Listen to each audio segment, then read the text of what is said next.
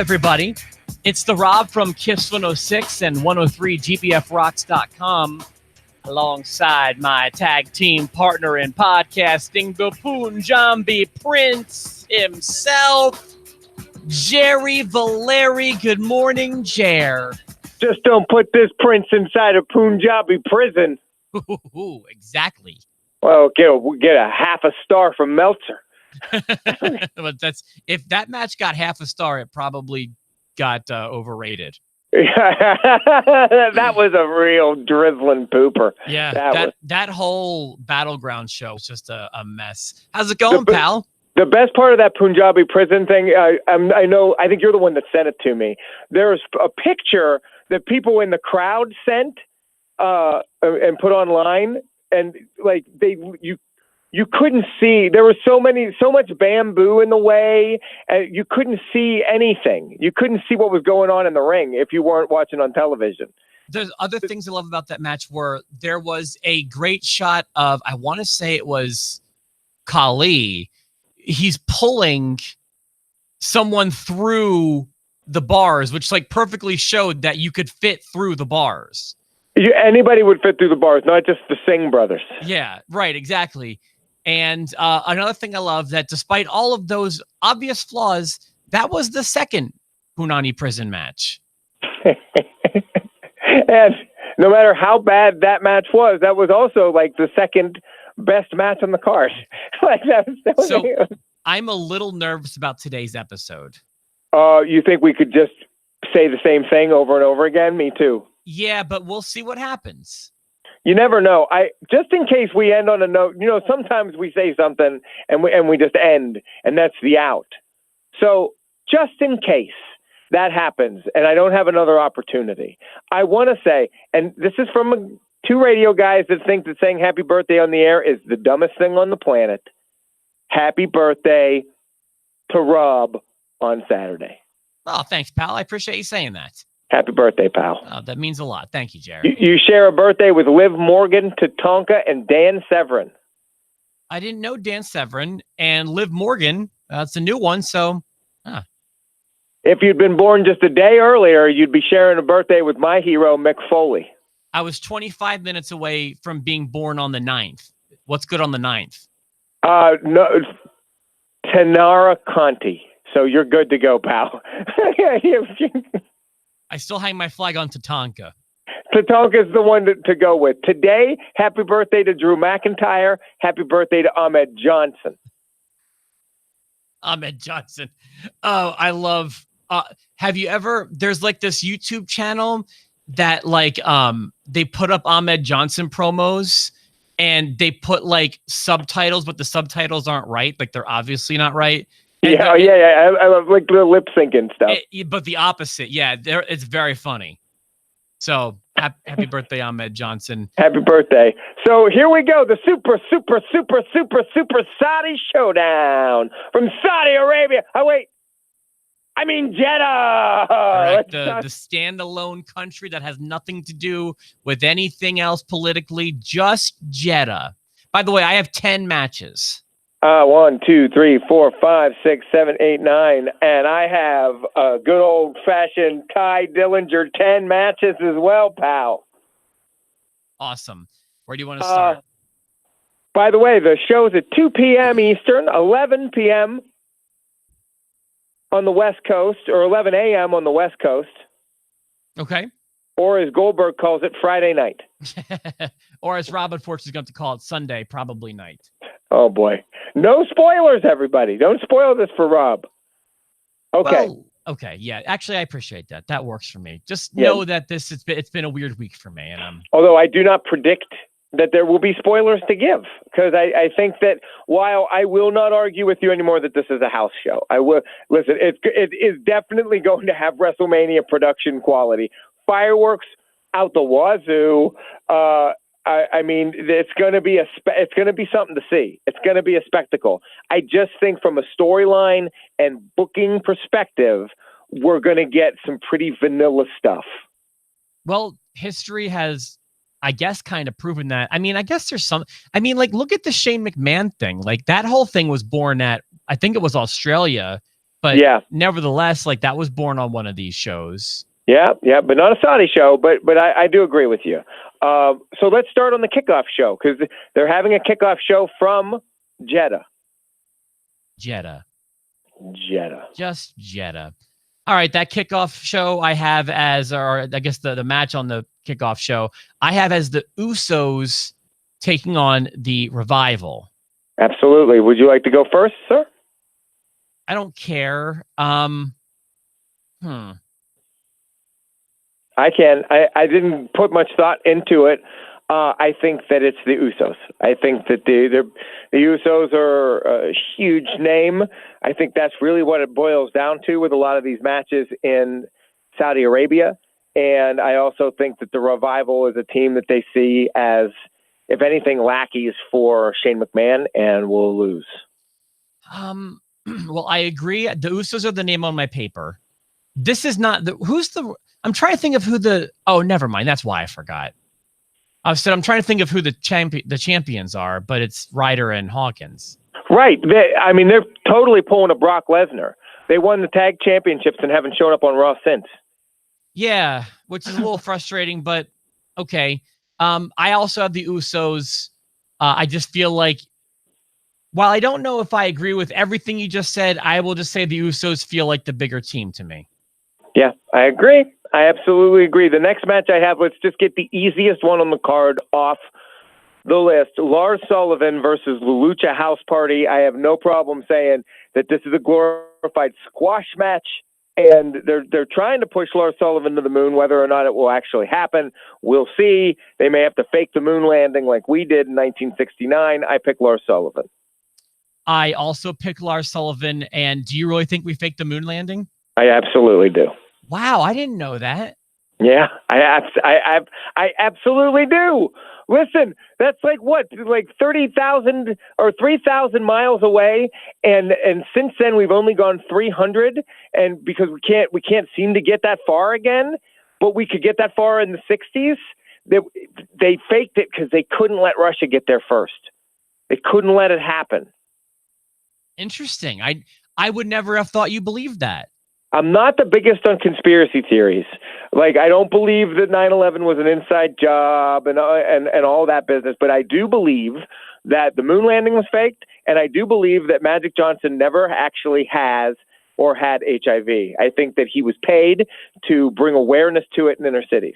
I've heard you with that one before. I know that you genuinely believe the Magic Johnson one. I did not. Wow, you blew me away there. I did not know you believed that. Fake. Okay. I have a conspiracy theory, and that's that WWE is in bed with AEW. that's yours. That's your moon landing. John Moxley's at work. That's my moon landing. That's your moon landing. I love it. All right, so far we're 2 for 2. Usos, Lars Sullivan. Who's next, pal? Let's go 3 for 3. Braun Strowman versus Bobby Lashley. Do we need to wait? I mean, if it has to be a quick episode, fine. We're not on a time crunch, but I have Braun Strowman because he's Braun Strowman versus Bobby Lashley. And that's exactly why. I think they have Braun Strowman versus Bobby Lashley because the Prince likes big men. I saw reports that last year, did you see 2 of the people that the Prince requested last year for the show? Probably. Which ones are you talking about? The Ultimate Warrior and Yokozuna. Yes, I did see. I did see that. He likes his big men, dead or alive. Actually, from what I understand, he likes them dead. Well, if they're a member of the media, they're as good as dead. He likes his wrestlers the same way he likes his journalists. This is becoming ridiculous. Well, happy birthday. Who'd you say it was today? Because we said so many names this morning. Drew McIntyre. Happy birthday, Drew happy birthday, Ahmed Johnson. Tomorrow, happy birthday to the Fink, Howard Finkel. All right, thank you. Who's okay? Let's go 4 for 4 here. We've got an Intercontinental title match. I forgot he had the championship. Finn Balor versus Andrade. It has been an invisible title as of late. It needs to be noted that Finn Balor is appearing as the Demon. Oh, I even forgot that part, but it doesn't even matter. It changes nothing for me because Oh, go ahead. Well, it changes it. I mean, I guess it didn't change anything for me either. It just solidified my answer. Yeah. Finn Balor. Yeah, that's what I mean. Yeah, it further solidifies that nothing exciting is going to happen on this show. The demon does not lose. Are you echoing at all? I feel like I'm echoing, and I don't know why, because I hit everything that I don't. I got like a real slight one, I feel like, but okay. If anyone's watching, let me know if everything sounded okay. Sorry about that. Let me change off of Jerry's camera. No, I heard it at the same time you heard it. I've been hearing it very faintly this whole episode. I don't know why. As long as your phone's not making noise, you should be good. Yeah, it should be okay. I hope it hasn't been a super delay ruining this episode. But if anybody's ruining this episode, it's the WWE. I was gonna say, they ruined this episode by giving us such a crappy card. Okay, let's go with the SmackDown, the WWE Heavyweight Championship. You got Kofi Kingston versus Dolph Ziggler. Man, it's just like I wish I could give you more than just my pick, but they're not putting the title on Dolph at Super Showdown. They're just not. This is a good angle, and it's been well done so far. But it's only been well done for 2 weeks, and Kofi has taken the ball. He's run with it. He's grabbed the brass ring or whatever you want to call it. They gave him the chance at WrestleMania, and he hasn't done anything to relinquish that opportunity. If anything, he's grown into the role. Taken the ball and run with it. Absolutely. I have Kofi Kingston as well. I mean, there's not much to say about it. I wish, like I said, there were more. I wish I could play with these more, but there's not. Although I will say this, there are 3 we could probably play with on this show. We just haven't gotten to any of them yet. Well, I purposefully kept or the 4. 5. There are 4, and then the Battle Royal will have a different answer, I'm sure of it. So let's go Roman Reigns and Shane McMahon. Roman Reigns versus the greatest in the world, Shane McMahon, who is not part of the wild card rules, just shows up wherever he wants to. That is your that's like your CM Punk thing or whatever. You love that the wild card rule, if it's not enforced 100%, Jerry's all over it. I'm all over it. That wild card rule makes me nuts. Why are we pretending? What are we doing here? I'm gonna say okay. Shane McMahon versus Roman Reigns. Go for it. Taking the big dog. Roman Reigns. I took Shane McMahon. Nice. Thank you. And he's welcome. The show needed some spicing up. I know. I mean, it did. It did. But I don't pick it for that reason alone. I feel like it's going to be Roman Reigns versus Shane McMahon and Drew McIntyre, and maybe even the Revival, and possibly Elias. I think Roman Reigns it's gonna be a repeat of what happened Monday, a repeat of what happened Tuesday. I don't think it ends here. I think it maybe ends at Stomping Ground. I also think if they've shown me anything from the WrestleMania win, which was like, you lucky duck, and then the Money in the Bank win for Shane McMahon, which was like, you lucky chicken ass piece of garbage. They're gonna chicken ass him all the way to SummerSlam. I'm telling you, Shane McMahon has become one of the biggest heels. People boo him louder than anybody else. Maybe not more than Brock, but they do boo him like crazy. And they're going to keep running this greatest in the world thing, and it doesn't do him any favors if he loses to Roman Reigns. And it doesn't hurt Roman Reigns if he ends up losing officially to like 6 dudes. So that's why I took Shane McMahon. Jared, that was very well thought out. That was more thought than I gave to anything on this card. You know what? And it's probably more thought than the writers can give it, and I'm going to be mad. Well, actually, you started talking me into being a believer. It could happen. I think Shane McMahon is more possible than people give it credit for. Sure. Okay. No, I don't think it's a bad choice. Okay, so that's one we disagree on. Let's go to Triple H versus Randy Orton again. We needed that one. This was the single hardest one for me to pick. Was it now? I thought the main event was for me. This was my single hardest. And it came down to a few things. It came down to, so on one hand, You've got a guy who's more active, being Randy Orton, a guy who's having more matches in a year than Triple H is. Yeah.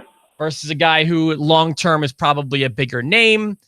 I guess I just kind of thought that in a way, it might make the Saudis happy because they seem to have a real bone for the 90s to see Triple H go over. And from what we know about Triple H, he's happy to go over. No, he'll be more than happy to oblige, pal. So I went and just said, it's a pick 'em anyway. I'll go ahead and just lock in on Triple H. Don't feel good about it. I feel like it's 50-50. I feel like it's 50-50 for sure. It's a toss 'em up. It's a pick 'em. I looked at who needs it more. The answer is neither one of them. Actually, I would say the answer is probably Orton, but okay. Probably, because he is an active roster and he is full-time, at least compared to Triple H. I don't think either one of them needs a win because I don't think either one of them gets hurt by a loss. But if you were going to protect anyone, it was going to be the one that only wrestles 4 times a year. And if you want Triple H to still be special when he wrestles in SummerSlam or Survivor Series, I don't see him jobbing out to Randy Orton here. I also took Triple H. I thought that was one we could disagree on, but okay. Yeah, I took Triple H. I thought for sure you were going to take Randy Orton anyways, but I just feel like Triple H is going to go over. Triple H goes over a lot when I don't expect him to. Sting was a great example of that.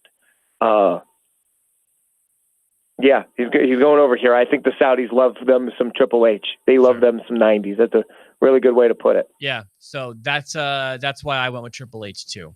So now we have what I think could be a real interesting part of the show. And I have no idea how it's going to go. And I really don't know how we call this here because it's booked as Seth Rollins defending the Universal Championship against Baron Corbin. If you've watched Raw this week, and I know that you didn't, but I told you about it, Brock Lesnar hospitalized Roman Reigns, who vows to be in Jeddah anyways, and then swore he's cashing it in on Friday. Seth Rollins. Seth Rollins, yes, Seth Rollins. He practically crippled Seth Rollins, and he's cashing in. Brock Lesnar is going to get that championship on Friday. That's not the match. The match is Seth and Baron. So I have Seth beating Baron. From there, I don't know how you want to go. Okay. So I'm assuming you think then that Brock is cashing in? So I'll go one further, and I'll say that when the lights go down in Jeddah and they leave, Seth Rollins is still going to be Universal Champion. I don't know how. I don't know. I don't know how, but I don't think Brock Lesnar is winning the Universal Championship. I have, whether he doesn't cash it in, actually, it's another tease, or something happens, but I'm saying Seth Rollins beats Baron Corbin, and if we need it as a tiebreaker or put it as another match, I have Seth Rollins being the champion when we go on to Raw on Monday. Okay. So I'm with you in that. I think we really have the same thought process here. My gut instinct is actually Brock is teasing. I think that Brock will be there. I don't know that Brock will cash in. I think if he doesn't cash in, he's a likely winner for the Battle Royal. But I will just say that wasn't what I did. I played it safe, and I'm just going to assume he's cashing in. Okay. I think I actually see it being more of a 3-way. I think Brock might cash in at the start of the match as opposed to afterwards. But I don't know for sure. And then in which case, Baron is the easy scapegoat for someone to pin. That feels right to me. And no matter what, unfortunately, I've come to the same conclusion as you. I do think Seth will win, whether it's one match or two. I think that he rolls into Raw on Monday with the championship as well. Okay, so it's safe to say we both agree that Seth will beat Baron Corbin if it's one-on-one, and no matter what, Seth is the champion when they leave Jeddah. Yeah, that's what I have too. Okay. All right, now let's get to a real cluster F of a match and you missed it on Monday. I thought of you when Corey Graves said they're going to have to reinforce the ring. I would think they're going to have to, pal. They're going to have to reinforce it because we're going to put 50 dudes and a lot of beef in that ring. And there's a little part of you that's excited to see this. I'm interested to see how packed it is, for sure. Just a little part of you that's going to be excited to see 50 guys in one ring. Well, I've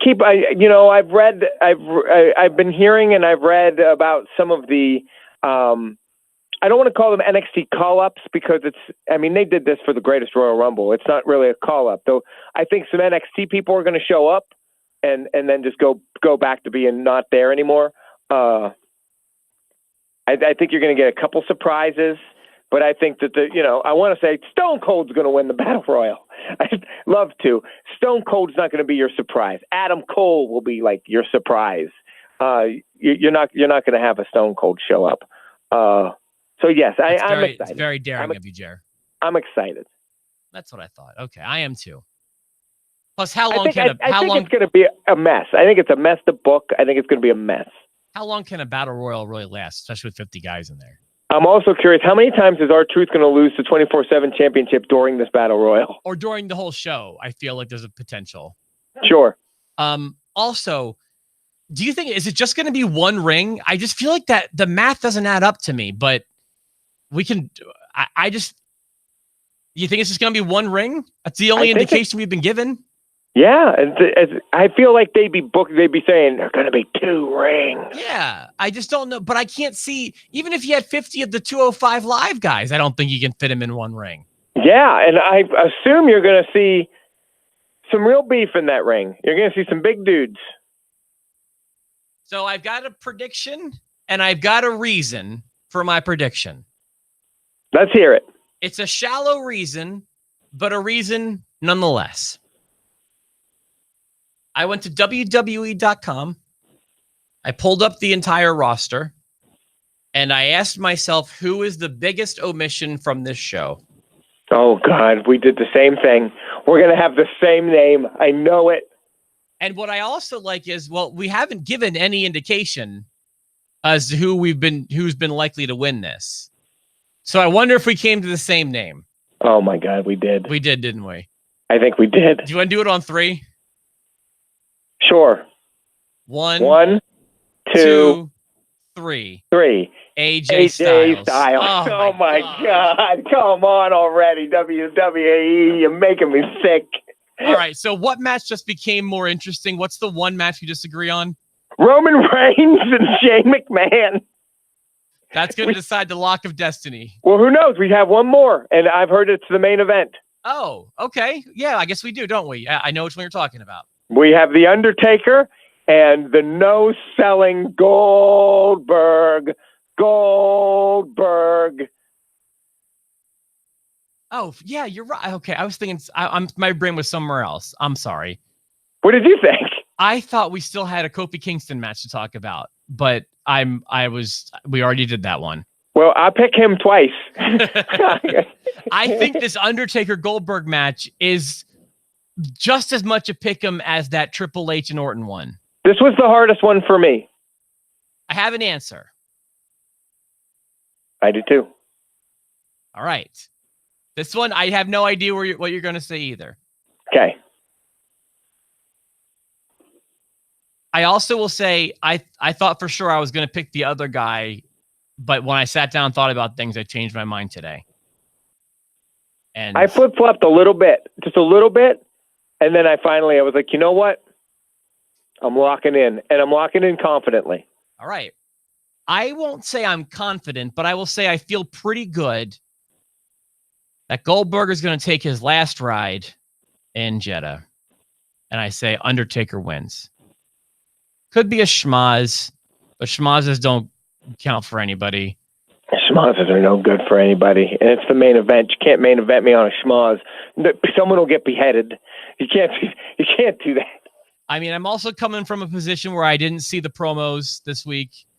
I only had them described to me from a very, very accurate and well-acted Valeri. But I'll just say Goldberg's a guy who doesn't like to lose, But Undertaker's one of those guys who everyone's cool to lose to. I think that Undertaker still has more WWE matches left in him than Goldberg does. I think that WWE appreciates Taker, and I think that Taker would do the job for Goldberg, but I think that Goldberg will do it for Taker. In the past, Vince McMahon has been very loyal to the men that were loyal to him, and he's had no problem when it comes down to having his main guys going up against WCW main guys. There's give and take, especially with Goldberg, the thing with Brock Lesnar that he did, and he was Universal Champion for a while. But you look at Triple H and Sting, that's an example that was sticking in my head. I think that Goldberg was paid handsomely to come to Saudi Arabia. I think that Vince McMahon was very scared earlier in the year that he was losing The Undertaker, not to AEW or to anybody else, but like he was doing appearances at StarCast, and Vince did everything he could to get him pulled from that. You're right. Vince is trying to make The Undertaker happy here. And even though I've said this at least 5 times in the last 2 years, I think this is the last, if not one of the last matches we're going to get from The Undertaker. He is a guy, as you said, people don't mind losing to. He's a guy that would go out on his back, but he's a guy that no one's going to ever ask him to. And so I think he's going to win. I also have The Undertaker beating Goldberg in Jeddah, Saudi Arabia, which makes Roman Reigns and Shane McMahon the most important match of the evening for post to post. Post to post, exactly, yeah. I also have to say, you know what? I'm a bit more excited after this predictions episode. That card shouldn't be too terribly bad. I mean, they've got the guys. We're constantly criticizing the WWE for the writing and the inconsistent booking and the poor storytelling and just the hot shotting and then the stalling and how they misuse a lot of people. But if you just go like, I'm putting on a wrestling show and I've got this roster of dudes, they have the best, man. They've got the nostalgia best. They've got the new best. They've got the best. And it's just, when do they want to use it and how do they want to use it? I don't love the Saudi Arabia thing. It leaves a bad taste in my mouth, but I'm going to watch it anyways. All right, man. Anything else you want to say? I think we've said it all. Let's go Shane McMahon. I'm pulling for the big dog. Believe that. And happy birthday to Rob. Big birthday for him on Saturday. He will not be watching Super Showdown tomorrow, which is a shame because I know you love wrestling on a Friday. Adore it. I just adore it. You're not wrong about that, Jer. But listen, everyone, enjoy Super Showdown. We'll reconvene on Monday. We'll talk about everything that happens. Hopefully it will be better than some of the other overseas shows from the past. And everyone have fun. Have a safe weekend. We'll be back on Monday. Let's go, Shane! Let's go, Shane O'Mac!